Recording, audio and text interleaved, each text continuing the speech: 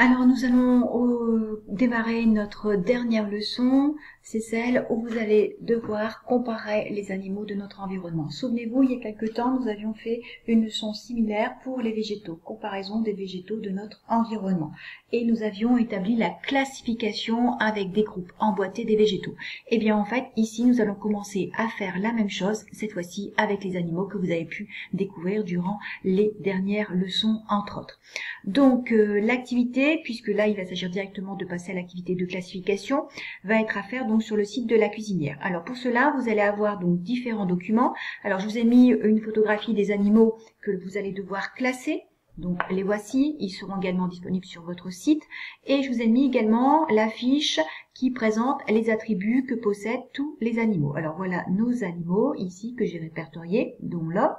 Et j'ai remis ici les attributs que l'on peut utiliser chez les animaux. Alors le fait d'avoir des yeux et une bouche, d'avoir un squelette interne, c'est nos os. Par exemple, nous avons un squelette interne qui est fait d'os. Nous avons ensuite la possibilité d'avoir non pas un squelette interne, mais un squelette externe et des pattes articulées. C'est le cas de tous les animaux qui vont avoir une carapace. Je vous donne un exemple. Par exemple, le crabe. Le crabe a bien une carapace rigide. La crevette, quand on veut la manger, on la décortique. Elle a bien une carapace également externe. Une coquille visible ou cachée, je pense que vous voyez de quoi je veux parler, c'est notre coquille d'escargot par exemple.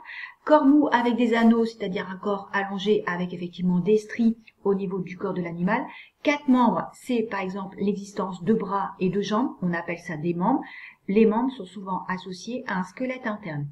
On aura également la présence de poils, la présence de plumes, et ensuite on va parler de pattes. On parle de pattes pour non pas les animaux qui ont un squelette interne, mais ceux qui ont un squelette externe. Donc je reprends. Squelette interne, on aura forcément des membres.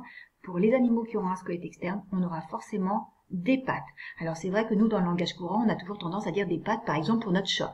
Alors qu'un chat, ça a bien un squelette interne. En fait, il faudrait dire qu'il a des jambes et des bras. Bon, je pense qu'on va rester avec nos pattes pour nos animaux familiers.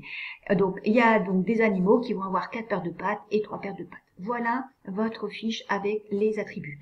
À partir de l'observation de ça, je vais vous demander donc de placer correctement les animaux, d'accord, dans les groupes emboîtés. Je vais donc vous laisser faire l'activité numéro 32 sur le site de la cuisinière. Je vous souhaite bon courage et une très bonne semaine.